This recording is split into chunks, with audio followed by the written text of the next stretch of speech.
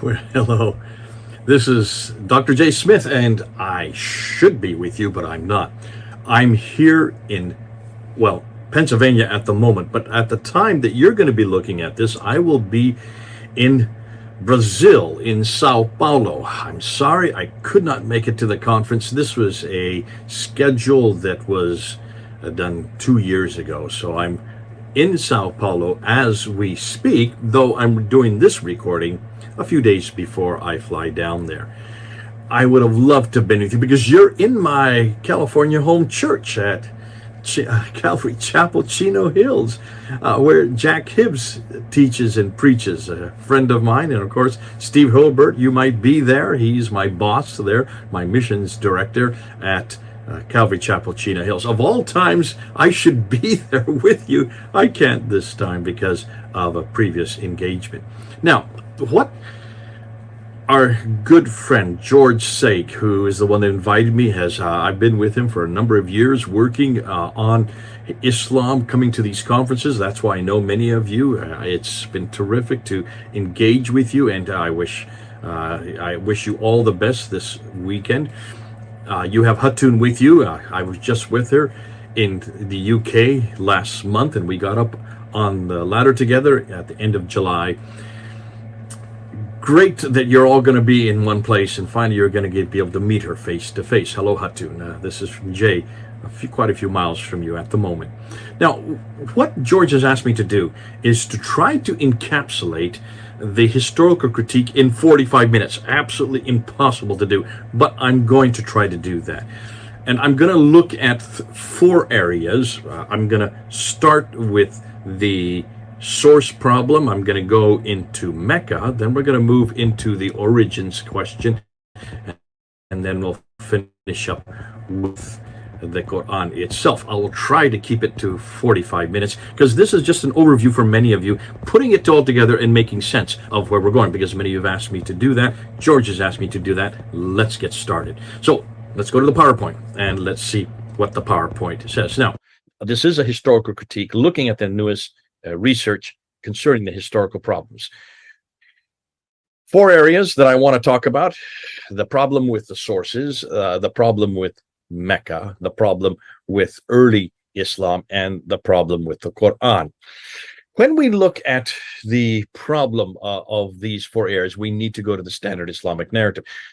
I didn't coin that. Yasser Qadi coined that way back in 2020 in an interview he did with Muhammad Hijab, when he said the standard Islamic narrative has holes in it. And we have run with it ever since. Of course, standard Islamic narrative spells sin if you take the acronym.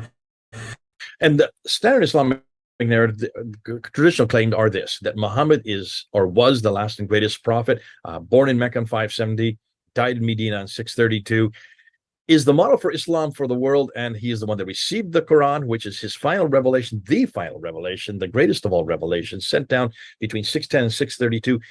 It is the only perfectly preserved revelation according to Muslims, and therefore Islam is the final religion based on Muhammad's life and sayings and on the Quran's teachings. Now, the conclusion is, obviously, is that Islam is completely dependent on these three things: the book, the man, and the place. I've said this for many years. You heard me say it. But the problem is, if you confront any one of these three and shut any one of these three down, it will destroy the other two. And that's why we need to look at these foundational areas, these three legs of Islam. And we want to investigate them, but we want to investigate them in the time they existed and also in the place they existed. The time would be the 7th century, not the 9th and 10th century, and the Hijaz, Central Arabia, not way up in the north. So let's go ahead and let's do just that. But to do that, we need to start with sources. What do we do with the source problem? And then we'll move into Mecca. So when you look at the source difficulties, where did it all come from? You see that this is where Muslims don't want us to go. I want to put up this map up here. You can see the map of what we're going to look at. According to the standard Islamic narrative, Muhammad's empire included that part that I have the arrow there, the brownish area. Then during the Rashidun period of the rightly guided caliphs, that's Abu Bakr, Umar, Uthman, and Ali, 632 to 661, they pushed the borders out to the orange area. So all the brown and the orange area would have been under their control by 661. And then from the Umayyad period, the dynasty of Islam, according to the Islamic standard Islamic narrative, would include the purple area. So that's what we're going to be looking at in the next 45 minutes, just that brown, orange, and purple area. Now, to understand what's happening there, we need to look at where do we get all this material? Where did it all come from? How do we know about it? Let's look at the timeline. When you look at the timeline, according to standard Islamic narrative, Muhammad dies in 632. His biography is written down, but look and see when it's written down, not during his lifetime. It's first written down by this guy, Ibn Ishaq, in 765. Hold on a minute. We don't have anything from Ibn Ishaq. We actually have to go to this guy, Ibn Hisham, who died in 833. So let's get rid of Ibn Ishaq, because the first time we get his biography written down in one place is by this guy, 833. Muhammad died in 632. You do the maths. There's another Sirah that comes along afterwards, Al-Waqidi in 835, and then we go to the Hadith, because they come after the Sirah, after the biography. The Hadith are the sayings of Muhammad, first written down by Al-Bukhari, who died in 870, followed by Sahih Muslim, died in 875, At-Tirmidhi 884, Ibn Majah 887, Abu Dawud 899, Nasai 915. And can you see the problem with that? If you look at that, you'll see that all the sayings and all the biography of what Muhammad did and what he said comes within the 9th and 10th century. We still have two more genres to look at. Those are the tafsir, with the commentaries on the Quran, and the tarikh, which is the histories of all mankind. And they're first introduced by Al-Tabari in 923. That's the 10th century. What that means is everything we know about this man, Muhammad, what he did, what he said, where he went, all the things that happened in his lifetime come from 200 years after the fact. We have nothing from his life, nothing during his century, nothing from the place he even lived in. It's 200 years later that it's finally written down. But I want to stop and I want to show you this character here, Abdul Malik. He's going to come in very important later on, not in this talk so much, but later on, because he is the first one that introduces the name Muhammad itself. And he does so in 692. That's 141 years before this person, if there is a person, I don't think it was, but we'll get to that. If it was, then of course he is introduced at this time, but not as a man, as we're going to find out. The Muhammad that he introduces on the Dome of the Rock, on the coins, and on the pre-Caliphate protocols is not a man. It is, well, not a man that we know as a prophet. It is Jesus Christ. Nonetheless, still introduced me here. But the people that really gave us the Muhammad, the man that we know today, the people that really introduce this Muhammad are the Abbasids. And they come to power in 749. So everything we know about Muhammad, what he did, said, and where he went, and all the things in his life all come from the Abbasid period. That's why all these names come after. They come from 80 to 90 to 100 years after the Abbasids come to power. What's more important is also where they were all written. Everything that we've been told by the Muslims supposedly happens where those two green circles are in Mecca, Medina, and the Hijaz, the central part of Arabia. No,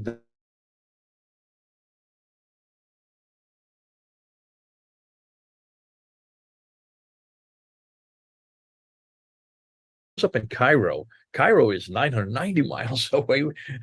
Basra is 1,200 miles away. If you're talking about the Hadith, the sayings, well, Bukhari, well, he was born in Bukhara, which is in Turkmenistan today. Now, that's 2,600 miles away from Medina. Al-Tabari is the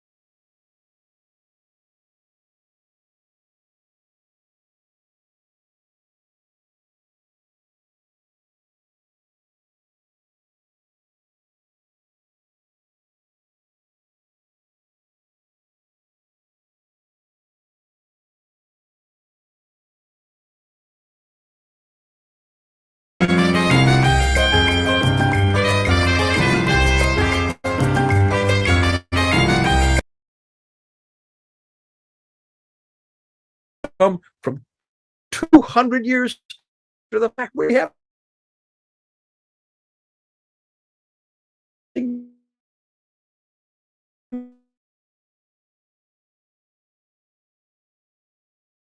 important later on, not in this talk so much, but later on, because he is the first one that introduces the name Muhammad itself. And he does so in 692. That's 141 years before this person, if there is a person, I don't think it was, but we'll get to that. If it was, then of course he at this time, but not as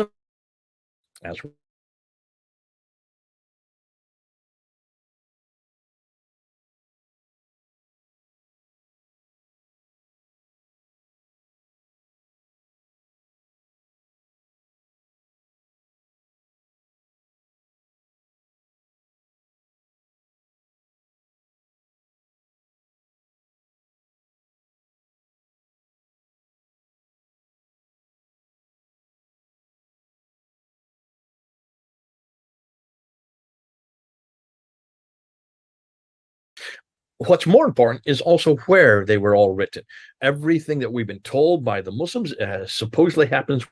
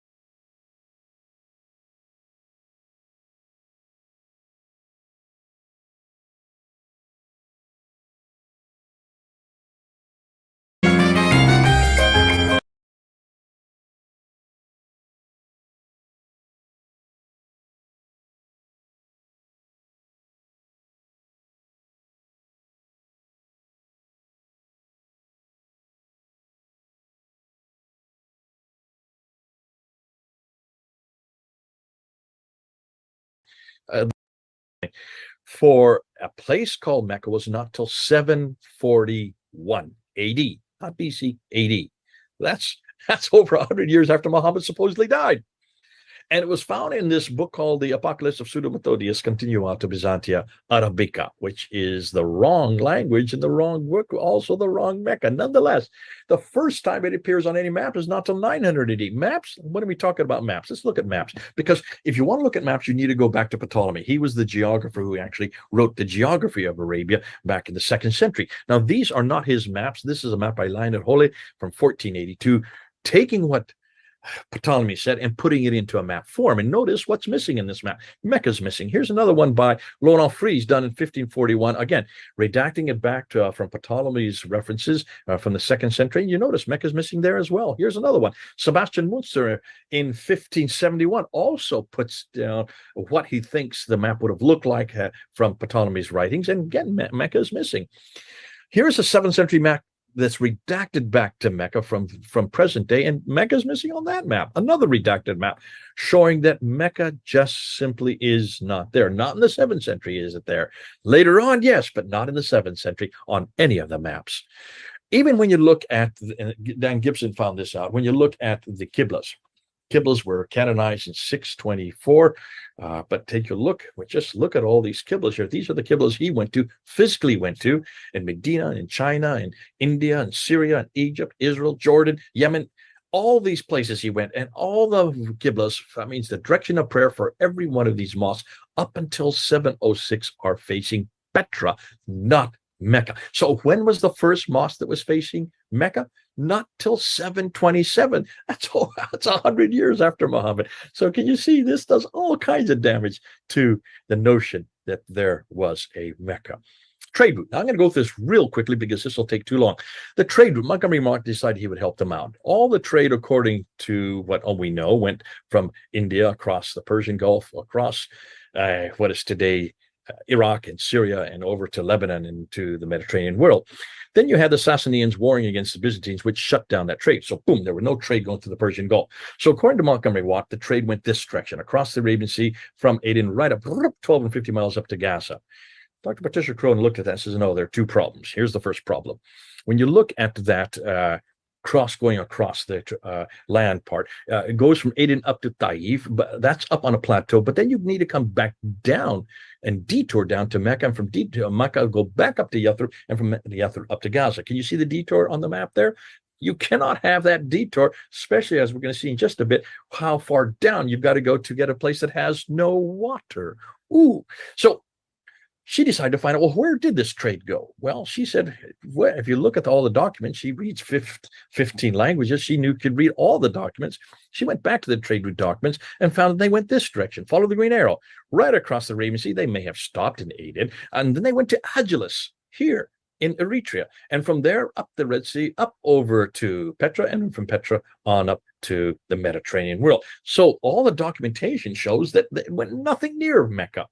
Nothing near Mecca. But Red Sea, Muslims have come back and say, yes, okay, going to the Red Sea, they went to Jeddah, and from Jeddah went to Mecca, because Jeddah is just on the port, on the sea, whereas Mecca is inland about 30 miles. So that's how they got their trade, through Jeddah. Well, what Patricia Crone didn't know is that we decided to check that out, and we wanted to look at that Red Sea route. So we decided to look at the Red Sea. Now take a look at the Red Sea. To do that, you need to look at a topographical map. Here you have a topographical map. There is Jeddah, there is Mecca, there's Aden. Yanbu supported Yathrib, and Jeddah supported Mecca, according to what the Muslims are telling us. The problem is, take a look and you will see these red arrows. That is the deep water channels that the ships today go. But back in the 7th century, they didn't have large ships. They had smaller ships, and the channels that they used were these golden ones. Take a look at they are. They're on the western side of the Red Sea, nowhere near Jeddah. They were not on the eastern side. And the reason why, unlike the eastern Arabian shore, which it was arid with no fresh water and thus few people, the West African shore, however, had plenty of fresh water and had larger populations. What's more, the West Coast had easily accessible ports. We even know their names. Take a look at them. We've done research on this. And this we just found out a few years ago. Asab, 246, it was started. That's in Eritrea. Adulis, we already talked about that. 79 AD, that's in Eritrea. When we go to Sudan, Suakin, it's 170 AD, it was created. And then we have two in Egypt, Berenice, 275 BC, and Safaga, 282 BC. Take a look at those five. Those five ports, their dates all predate Islam. All five are a day's distance by boat. On the Red Sea's eastern Arabian coast, all we have is Yanbu is known, and it is Yathrib's port city. So what about Jeddah as a port for Mecca? This is what the Muslims are coming up with. The problem is we have no history for either Jeddah or Mecca until the 8th century AD. Why? Because neither had water, nor a population large enough to accommodate early trade. All the trade was on the western coast. You look and see where the trade routes are. They're on the ports where they had water, and they're equal distance, so a boat can go one day's journey each day. They have been there since long before, centuries before Islam began. So let's get rid of Jeddah and Mecca. No historical support whatsoever. Well, without Jeddah and Mecca, what happens to Islam? The big red X. It just shuts down Islam history. Now, I just want to make this point one more claim. Let's see where Mecca really is. Now, here is a topical map looking from space. Let's put in Aden, which the trade route started at. If it was going overland, it went by Sana'a, Najran, it went through Taif, Yathrib, Tabuk, up to Petra, and to Gaza. Now, that is the local trade route that took milk and leather. You don't make an empire on milk and leather, but we do know that the trade route went through those cities. Notice they're all on the Western Plateau. Muslims say, no, Mecca controlled that trade. Well, take a look where Mecca is on this map. It's down off the Western Plateau. Can you see it? The red star there? To make it even more clear, here is a topographical map using line drawings to show you how vivid the topography is. So there we have Aden, there we have Sana'a, there we have Najran, there you have Taif, there you have Yathrib, Tabuk, Petra, and Gaza. So Mecca, take a look. It's way off, 1,000 meters. That's 3,000 feet down from Taif. You'd have to go 3,000 feet down to a place that has no water with no vegetation, and then come back up 3,000 feet to get to Yathrib. It is not on any trade route for a very good reason. There is no way that they could be on the trade route because it had nothing to offer the traders, and these were just local traders. So what about maps? Let's ask what the empires of that period, let's see if they knew about this place. If it did exist, someone somewhere should have known about it. There's Mecca there in the red green star. Do the empires around that area, do they know about it? Well, Saba, no, there's no reference to Mecca there. Himyat, no reference to Mecca there. Eastern Arabia, no, they don't have any reference. Western Arabia, wouldn't they know something about Mecca? No reference to Mecca there. The patriarchs know nothing about it. The Himyarites know nothing about this place. The Assyrians don't. Neither the Babylonians, nor the Central Western Arabians, nor the Persian, nor the Romans. In fact, take a look. Almost every empire that surrounds Mecca knew nothing about this place. We can't find any reference in any of their historical annals. No one, not one of them, had heard of Mecca. Folks, can you see it's getting pretty dire? And the reason they hadn't heard of Mecca is because of these maps. Look at these maps. What do you see? They are brown, which means that Mecca is in a desert. Where there is a desert, there is no water. Where there is no water, there is no food. Where there is no food, there are no people. Where there are no people, there are no towns. Where there are no towns, there are no cities. Where there are no cities, there's no civilization. Where there is no civilization, there simply is no history. It's as simple as that, folks. And anytime Muslims come up to you and say, well, what about Mecca here? What about Muhammad doing this? They just stop and say, hold on a minute. Hold on a minute. Didn't I just tell you there's no water there? If there's no water, how can you have any of the rest? You've got to have water in order for people to survive, in order for civilizations to exist, and in order for history to happen. Just like Mars, without water, there is no point in ever going there. So what about the Hajj in Mecca? Now, I'm going to go through this real quickly. When you look at the Hajj, you look at the Meccan Kaaba, and what you notice is that they circumambulate counterclockwise 7 times. Why? 7? That's odd. That's the holy number of Judaism, isn't it? And circumambulations to the left, counterclockwise, only the Jews did that. Interesting, we do have a Kaaba in Petra. When you just go back and look at the Kaaba, it's a square, right? Well, Kaaba means square in Arabic. It also means square in Hebrew. So a Kaaba is the square. There it is in Petra. There's the square in Kaaba, but there it's not the earliest one. There's one even earlier than that. And to know where that is, you need to go to Jerusalem itself. Right where the Dome of the Rock is the Holy of Holies. And above the Holy of Holies on the Temple of David was the Kaaba. The Holy of Holies was the Kaaba, was the square. So there's the original Kaaba. It's in Jerusalem. What about Safa and Marwa? When after they go around, circumambulate, they go back and forth 7 times between these 2 mountains to look for water, commemorating what Hagar was doing with Ishmael. But take a look at the mountains that are there in Mecca today. They're just rocks about 20 feet high. Why do you run back and forth 7 times between 2 rocks and without finding water? Those are not mountains. So obviously these are something else. What are they? Hold on, you'll see. Now, according to Dan Gibson, there is Safa and Marwa in Petra. I have no doubt about that, but that's not the original Safa and Marwa. Those are facsimiles. Those are nothing more than models of what? Of Jerusalem. Look at Mount Moriah, where the Temple Mount is today, but that is where the original temple was. That is where Mount Moriah, that's where Abraham was going to sacrifice his son, Isaac. And that's why it became the Holy of Holies. Mount Moriah in Arabic is Marwa. So there's the original Marwa. In Arabic, it is Marwa. Across the Kidron Valley, over on the other side, is Mount Scopus. Can you see it's circled in green? Mount Scopus in Arabic is Safa. So the original Mount Safa and Marwa are both there in Jerusalem. Now, we could look at a lot more of these. We've looked at the Kaaba. We looked at Marwa and Safa. We could look at Arafat. We're running out of time. We could look at the Jumbanats. I don't want to even get into that. Or the Zamzam well. That would take a whole 45 minutes just to unpack that. I'll just end with the Black Stone. The Black Stone, when you look at it, take a look at it, you will see that it's right there in the eastern corner of the Kaaba. What in the world are people doing? Circumambulating, and they're kissing the stone to get forgiveness of sin. Who can forgive sin but God himself? So what is that black stone doing there? That is as idolatrous as you can get. We have yet to unpack the black stone. That's yet to come. Hold on, because we're now doing the research on that. So we could not find Mecca at that place in the Quran. Crone could not find Mecca placed on any map until 900 AD. Gibson could not find any Qiblas facing Mecca at all until 727. Crone debunked the land-based trade going to Mecca. We debunked the sea-based trade going through Mecca last year, and Gibson debunked the 5 stages of the Hajj in Mecca.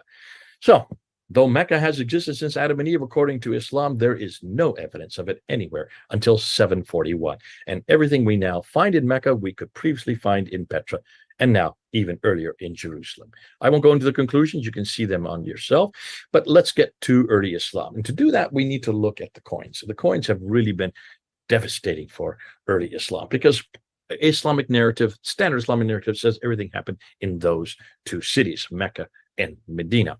Folks, they did not happen in those 2 cities. Why? Because the coins show us. You need to follow the evidence on the ground. The best evidence we have are the coins. The Western mints are situated in Tatas, Hims, Baalbek, Damascus, Tebaria, Abila. I'm not going to even pronounce it because I'm destroying. But you notice where they're all congregated. They're way up north, where the water is. Where there's water, there are people. Where there are people, there are histories, and there is civilization. That's why they need coins. Nothing down in the desert. So that's why no coins are down there. The mints are all up in the north, in the west. Those are the Western coins. They are the ones that are the gold coins and the copper coins. The silver coins come from over here in the eastern mints. And I'm not going to try to pronounce their names, but those are all in what is today Iran and Iraq, way over to the east. Nothing far down in the south, for one very good reason. There's water there. When there's water in the east and there's water in the west, they're going to be mints to mint coins. Now, whenever a ruler comes to power, he mints coins so he can introduce himself to his people. He puts his image on it, he puts his name on it, and he puts his religious denomination. So when you look at the coins, looking at a timeline, you notice there were no coins whatsoever that had anything to do with Islam during the time of Muhammad. In 650s, up till 650, you have the Sassanians who were defeated in 624. But when you look at the coins that come after their defeat, the Arabs were starting to mint a lot of coins since they are no longer empowered by, or they were no longer controlled by the Sassanians because of the Byzantine. So what do the Arabs do? Well, they mint these coins. But take a look at these coins. These are from around 630, 640, 650 up until 661. And you notice they're all images of kings with crosses on their heads and crosses on their staffs. So they're holding crosses, which means they are Christians. All of them are Christians between 630s up until 661. What about Muawiyah, supposedly the first Muslim caliph who is starts the dynasty of the Umayyad dynasty. Well, 661, take a look at his coins. He also has his image with a cross above his head, also above the letter M, the denomination. And the one that's right there in the middle, there is the name Muhammad actually imprinted on the coin. But Muhammad obviously cannot be a Christian because there's a cross on the right side of the coin. And on the back side, there's a cross there, proving that this is a Christian coin. What is the name Muhammad doing on that coin? Well, Muhammad is a title. It means the praised one. Who do you think it's talking about? It's talking about Jesus, the praised one. He is the one they're praising. He is on that coin. And Muawiyah then has coins in the east with the fire altar on the silver coins to accommodate, of course, those are the Zoroastrian. So all of the coins from his time period, including this, and I want to put this up here, including this inscription. Here's an inscription that he wrote in the dam there in Taif, and notice what's right there. There's a cross at the very beginning of the inscription, written in Greek, and it refers to himself, Muawiyah, his name's on it. He has a Christian cross there, and he calls himself the servant of God and the commander of the believers. What servant? What commander? Well, obviously, the servant of Jesus and the commander of the Christians. So that's right there in his inscription. Then we come to Abd al-Malik, and his coins start to appear in 690, 680, 690. You have the Byzantine coins that were there on the left with Heraclius. Good old Abd al-Malik decides that he's going to thumb his nose at the Byzantines, and he puts this coin in 692 with Heraclius and his two sons on either side, but he's taken off, you notice on the left, he's taken off the crosses from their orbs and also the crosses from their heads, and the backside where there's the Byzantine cross, he's mocked it by deforming it. Justinian II went to war with him because of this mockery, and Abd al-Malik wins the war. Once he wins the war, he then introduces this coin. Here's the coin he introduces with his image on it and a sword, showing that he is now the victor, and of course mocking the Byzantine cross. And on this coin, he introduces the Shahada, La ilaha illallah Muhammadur Rasulullah, which is also on the earlier one. There is only one God but God, and the praised one is the servant of God. Who is the praised one with? Go to the Dome of the Rock. The Dome of the Rock, you have the same reference, the same inscription on the inner ambulatories. And before that, you have, there is only one, say not three, for God is one, and he has no son. That's attacking Jesus, his sonship and his divinity. For God does not beget us, nor is he begotten. That attacks John 3:16. And then it introduces the Shahada, for God is one. And the praised one is nothing more than the messenger of God. That's referring to Jesus, because all the other inscriptions are referring to Jesus. The same thing is happening on the coins. This is not Muhammad, the man, the prophet that Islam has given us. This is Jesus. Now, finally, in 696, he then takes his image off and introduces these references. Chapter 4, verse 171, chapter 112 is on here, and the Shahada is on here. All attacking Jesus. Why? Because he's attacking Byzantine Christianity. That's their God. That's their prophet. He is saying, no, this is not a God. God is not three. He is one, and he has no son. For the praised one is nothing more than the messenger of God. All there on the coins. Just follow the coins. You can also do the inscriptions, but go look at the early inscriptions. When you look at the early inscriptions, you will see they're great just like the coins because they don't disintegrate and they don't deteriorate, and that's why they're important that we use them. Note where the 7th century rock inscriptions are found. They're either found up in Jordan, way up in the north, or in Yemen in the south. There are no inscriptions in the place where they should be, in the middle part, which is where the desert is, Mecca and Medina. And the reason there aren't inscriptions there is because there's no people living there, and they have to write inscriptions. It's not till the 8th and 9th century that you finally get inscriptions in Mecca and Medina, but that's way, way too late. When you look at the inscription, Ilka Istad has done the best work on it. He studied between 640 and 740, so just after the time of Muhammad, if he lived, up until the end of the Umayyad period, just before the Abbasid period. And what he noticed is that prior to 690, there was nothing at all in the inscriptions that said anything about Muhammad or about Mecca or about the Quran or about people called Muslims or a religion called Islam. The 5 things that should be on the scripture, not there at all in any of the prior to 690. They were just nothing than pious formula. But from 690 to 710, suddenly Muhammad the man starts to appear, introduced by Abd al-Malik in 692. Then from 690 to 710, he starts to take shape as a character, a figure. From 710 to 720, you start getting them pilgrimages and the prayer, the fast that we now see in Islam today. And it's not till 720 to 730 that the name Muslim in Islam refer to a specific group, in contradistinction to Christianity, which, as you can see, and this is the 730s and onwards, there is evidence of a popular devotion to Muhammad as a prophet and messenger, which makes the Islamic traditions incredibly awkward. Furthermore, there is 100-year silence prior to this that indicates that Islam did not exist as a distinct religion until long after the time of Muhammad, which casts doubt on whether he had any part in starting Islam. So what we do now is we go to the Quran. And folks, I can see my time's almost up. I don't want to say too much more. What I'm going to do is, there's so much that I've already done on the Quran. You've heard me do an awful lot, going unpacking the qira'ats with Hatun Tash. We were on the ladder in July 31st where we unpacked it. The qira'ats really devastated and destroyed this idea of the preservation of the Quran. You cannot have a preserved Quran with no word and no letter change when you have 30 different Qurans with 93,000 differences. And so you can see the dilemma for the Muslims today. And you saw what happened in that interview with Muhammad Hijab and Yasser Qadi. On top of that, then we went in and we actually shut down the 63 fragments that the Muslims have tried to put together to find a original manuscript that existed in the first century. We shut that down at Speaker's Corner back in 2019. You can go and see the video on it.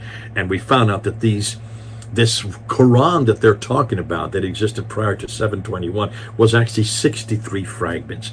Yet of the 63 fragments, 9 of them should not even been. They are all in the late 8th and even later. 20 of them, no one has come to any conclusions on. And the 34 other ones, no one has done any work on. So there has been no work. So how could they even claim it? Obviously, they were just picking and choosing these fragments, putting them together so they could get their 96 or 97% of the Quran by 721 without having done any of the work themselves. So you can throw out almost all those 63 fragments that they have on the Islamic Awareness website. And then we looked at Daniel Brubaker's work on the Manuscript Variance, the corrections that he's been coming across. Let's see if I have my book here. The 22 corrections in early Quranic manuscripts that he came out in 2019. He is now working on about 4,000 of them. That is yet to be published. We're hoping he does get to publishing that. These are insertions, these are accretions, these are deletions, these are erasers. Now, some could say, yes, some of these are scribal errors, but there are so many whole lines that are missing. And in every case, when you have the erasers, what is left behind now corresponds with the Hafs text. So we looked at the Hafs text. That's this one right here, the Hafs text.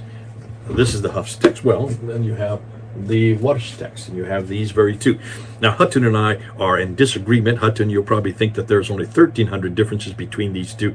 We're finding out from the people in Australia that there may be as many as 5,000 disagreements between the Hafs and Warsh. These are the two most popular qira'ats. This one goes to 796, written by Hafs in Kufa. This one was written by Warsh in Cairo in around 812. So long after Muhammad, long after Uthman, long after the Quran was supposed to be put together. That's all of that, you know. This is not new to you. But what I want to end with is the Aramaic Quran. We'll end with this one because the Aramaic Quran is the one I think that's probably the most exciting. Share screen again, and what do we find? Well, when we look at the Aramaic Quran, this is the new material that's coming out. It's coming out of Germany. This is the Proto-Quran that I've been putting up on Fander Films, and this is really damaging to Islam because of this man here, Gunther Luling, back in 1970, did his doctoral thesis on this book that you can see, The Challenge to Islam for Reformation. But he wanted to find out where are the beautiful hymns that you find in the Quran. The beautiful poetry, not the hymns, the beautiful poetry. And so he took off the dots and replaced it with Aramaic dots, which he speaks and reads fluently, and found that all of these poetry were actually pre-Islamic Christian hymns written in the 4th, 5th, and 6th century. That became so explosive, but he got an ex mim opus, the highest grade you can get in Germany, but yet he was thrown out of the university system, was not given professorship, which he should have been given. And then he was thrown into obscurity for 30 years. He came out of obscurity because of the book, because finally we got it translated for him into English. That's went all over the world. And as a result, he was resurrected. And because of that, Christoph Luxemburg came out with his book on Syro-Aramaic reading. And what he did, he decided to go even further than Gunther Luning. He wanted to go and look at all the dark passages, these passages which no scholar even today makes sense. It's border of the Quran, 25% of the Quran, a quarter of the Quran, doesn't make any sense to anybody. And so he decided to go and do 7-layer textual analysis. He checked with the 10th century tafsir of Tabari, and then he went to Lisan al-Arabit, which is the dictionary written in 1290 by Ibn Manzur. He looked for synonymous roots in the Aramaic, and then he tried different diacritical approaches. He then tried Aramaic roots, took off all the dots and the vowels, the 5 dots and 3 vowels, and replaced it with Aramaic roots and their diacritics. And then he retranslated Arabic words into Aramaic. And then seventhly, to find the lost meanings of the Arab words, he then used 10th century Syro-Aramaic lexicons, and lo and behold, he was able to uncover all 25% of these dark passages. But here's what's interesting. When he did that, he noticed that all of these dark passages were not superfluous texts. These are all lectionaries, homilies, and hymns, Christian lectionaries, homilies, hymns from the 4th, 5th, and 6th century, many of them written by scholars. You have references after references of Jesus Christ in these hymns. And what they did is these Arabists, and what I wanted to end with is these Arabists, these people who were putting the Quran together, were given these texts, these homilies, these lectionaries, these hymns, and they couldn't read. They could not read the Aramaic. The Aramaic was used by the clergy, and was used by the bishops, and used by the seminaries in the cities. The Arabs were not cognizant of the Aramaic. They were not part of this, and the Arabs did not know how to read it. And so when Abd al-Malik made Arabic the official language after 680, and it became the language for the whole kingdom and the empire, the Arabs who were then given the responsibility to create the Quran and put it together were given these Aramaic texts, but they couldn't read them. And so they couldn't read because the Arabic only contained about 14 to 16 letters back in the 7th century. So they had to quickly add dots, and they put a na, ta in the tha above, and the 2 dots below, the ba in the ya. So 5 dots, na, ta, tha, ba, ya. And then they added 3 vowels, the dhamma, the kasra, and the fatha. The dhamma would be the u sound, the kasra would be the e, and then the fatha would be the ah. Those are the 3 vowels.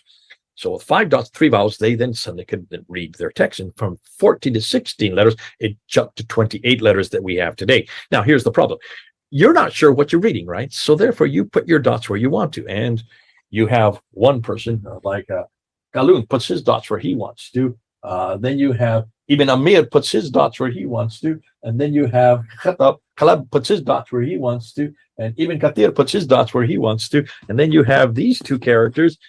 You have Warsh, who then in 812 puts his dots where he wants to, and you have Hafs puts his dots where he wants, and you start getting all kinds of different dots. Anytime you put one dot at a different place from the next person, it changes the word, which changes the meaning, and many times changes the theology, many times changes the doctrine, and also changes the practice. Hutton and I did a whole series of this. I think we did 14 of these, and I've just put it up this last week. Go up on Fander Films. I've reprised it, put it up again, because this is coming up over and over again, and we're getting all kinds of people reacting. Go and look at that. Of course, we just sat together in an hour and 15 minutes. So the day before, we had been at Speaker's Corner. We almost didn't leave. They were so angry because we were holding up the 26th Quran. And then we unpacked those 26 Qurans, and we just looked at them, and we just showed them side by side, Hafs with this, Hafs with that, side by side, how they changed not only the words, but the meanings, not only the meanings, but the theology, in some cases, the doctrine, and in other cases, the practice. I think we looked at 14 in depth, and then we looked at another 10 or 12 in tertiary. But it was obvious that the Muslims had not done this, and we're doing that for them. Because the Quran was borrowed from Aramaic texts, because it was borrowed from Jewish apocryphal writings, sometimes Gnostic writings, because it was borrowed from many different places, you can then understand why these qira'ats were formed. They had to eradicate and throw out Jesus. Anytime they came to the reference to Jesus, they just made him a Nabi or a Rasul. And of course, this praised one that's in the Quran was known to be the title for Jesus. It's in the coins. It's on the Dome of the Rock. It's in the Caliph protocols. But in the Quran, then, it is now given over to Muhammad. So that's why when we look and we ask these historical questions, there's much more to do. We're going to give some examples of this. In fact, we have a whole research going on right now, looking back and trying to recreate the Proto-Quran, the original Quran, the Aramaic Quran, the original references. And what we're going to find is not what we're going to find, it's who we're going to find. And of course, you know the answer. The who will be Jesus himself. Folks, that's enough for today. I just want to whet your appetite, get you up and running, get you realize that we're doing some amazing work around the world. It's all being done mostly in Germany. They're finally releasing it to us so we can look at it and also then use it and bring it into English. Sorry I can't be there with you. It's been fun spending this. Well, it's been over 45 minutes. It's almost 55 minutes. I'm sorry. I went 10 minutes over time, but this way you can do the question and answer. Just ask all the questions to Hatun. She knows everything. She just has an amazing mind, has done an amazing ministry. I'm so glad she's there with you. Meanwhile, I'm here in Brazil and introducing all this material to churches in Sao Paulo and also in Belo Horizonte. Would love to have been there with you. My love to all of you, George and the others, Steve, and if Jack Hibbs is there, him as well. Until next time, then, this is Jay, over and out.